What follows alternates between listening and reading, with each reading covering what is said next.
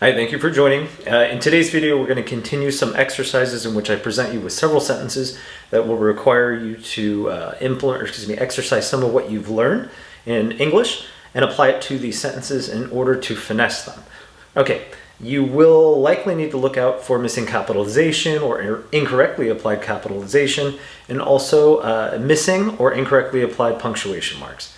All right, let's go ahead and get started with our first example sentence. We have, for number one, he called his friend, Anne. We'll keep this pretty simple. We've got a very basic subject and a very basic predicate. Go ahead and pause the video, make any corrections you're able to identify, and then resume, and we'll correct it together.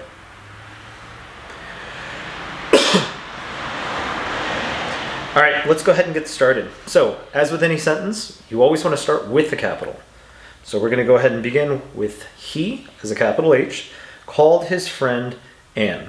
Okay, called when scanning, spelled correctly, no missing punctuation in this case. I don't feel as though I need to apply a comma, for instance, to add a pause, just given the way it sounds. So he called his friend Anne. Anne, however, is what's called a proper noun. It's the name of a person.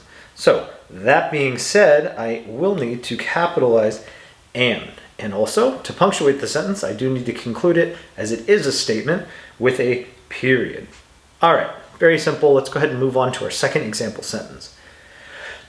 Forgive me, the air is really dry. All righty, for number... All right, let's go ahead and take a look at a second example sentence. All right, in this sentence, we're going to go ahead and layer on some additional complications. For this one, we have they called to their mother, please help. This one's slightly more complicated, as it does require some nuance when you're reading it. So you need to interpret what perhaps is being said and by whom. Go ahead and pause the video, make those corrections, and resume when you're ready to correct it together. All right, let's go ahead and jump in. Again, if you haven't noticed already, we do need to begin all sentences with a capital. So let's go ahead and capitalize they. So they called to their mother. You'll notice here that we have the word there, and there are three variations of it. So for instance, we have T-H-E-R-E and also two variations, T-H-E-I-R, as in they owning or in possession, so a group of people in possession of something. In this case, the word we chose, or I used in the original sentence, is E-R-E, their E-R-E. This implies location or a position in space. If I were to interpret it that way and use it in context of the sentence, they called to their, so I'm referring to a particular location, mother. However, I intend for it to mean possession. Therefore, I can already tell that this is the incorrect variant of the word there, and instead should be written E-I-R. So, they called to their possession, mother, please help. Okay, already I can tell that something is being said because I'm explicitly stating that they called, so it's another way of saying they're addressing someone, as opposed to calling on the phone, though that could be the case, but given the context of the way I'm using it, I mean to say that they're shouting. So they called, so they're calling out, to their mother, please help. Well, what did they say?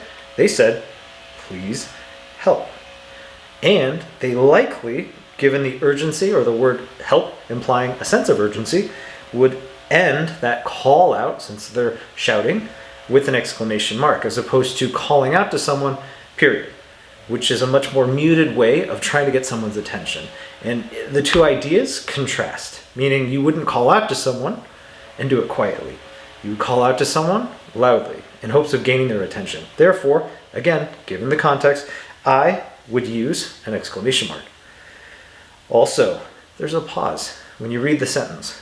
They called to their mother, pause, requiring a comma, please help, thus ending our sentence.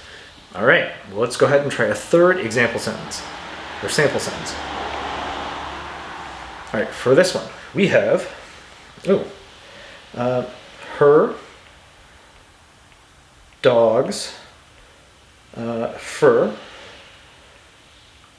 wasn't very soft. All right, again, pause the video, make any corrections you can, you are able to identify, and resume when you're ready. Excuse me. Okay, let's go ahead and jump in. Again, we begin all of our sentences with a capital. Her dog's fur wasn't very soft. D-O-G-S, plural for the word dog. However, I'm not referring to a plurality of dogs. I'm not talking about more than one. I'm talking about this woman's dog, singular. But we're referring to this dog's fur. So the dog, in particular, is in possession of the fur. To showcase possession, you always use an apostrophe S when dealing with singular nouns, in this case. However, when dealing with plural nouns of any kind, in possession of something, the apostrophe follows the S, or comes after the S. However, that's not the case here. We're dealing with a singular noun, dogs. So I'm going to go ahead and erase some of these. Oops. I can get my erasing tool.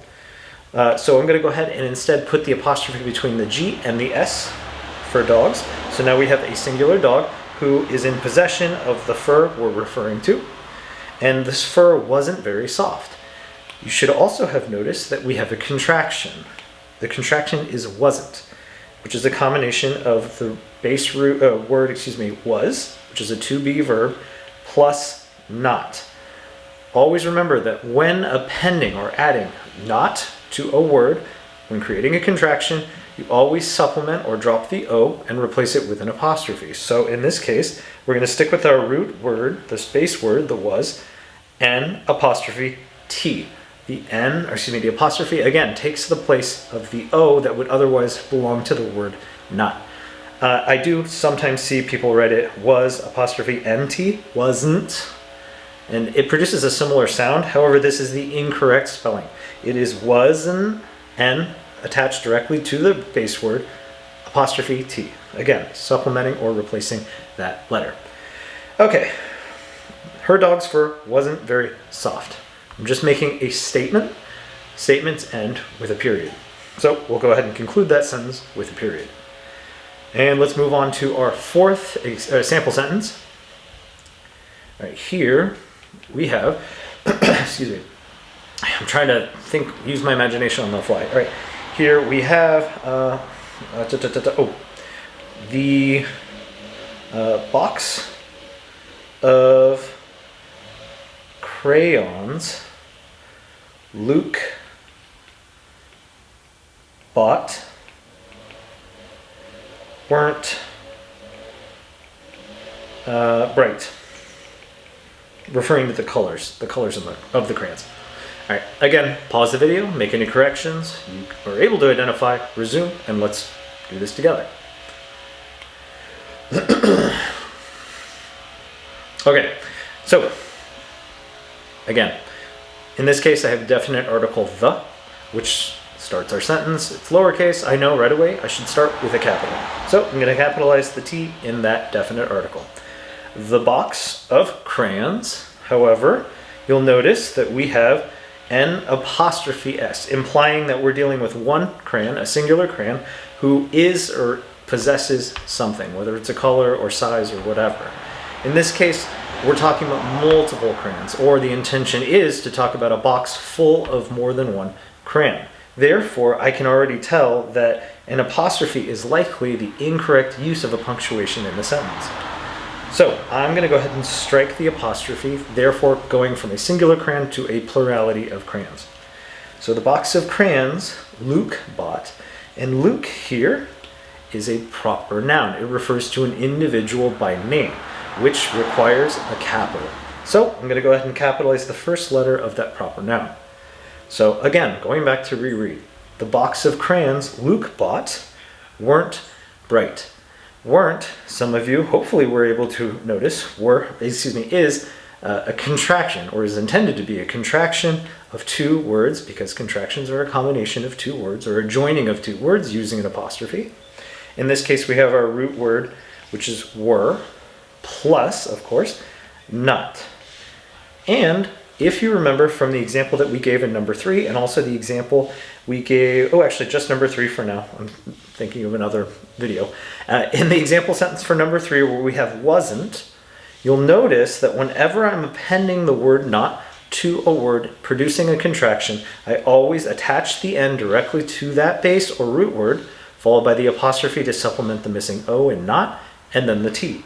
The same thing is going to happen here. So I should spell weren't, or I should have spelled weren't, as W-E-R-E-N apostrophe T. Alrighty, let's reread it. The box of crayons Luke bought weren't bright. Were not bright. Again, not in this case, in this example, I'm also giving you a statement. I'm just sharing information. It's not interrogative.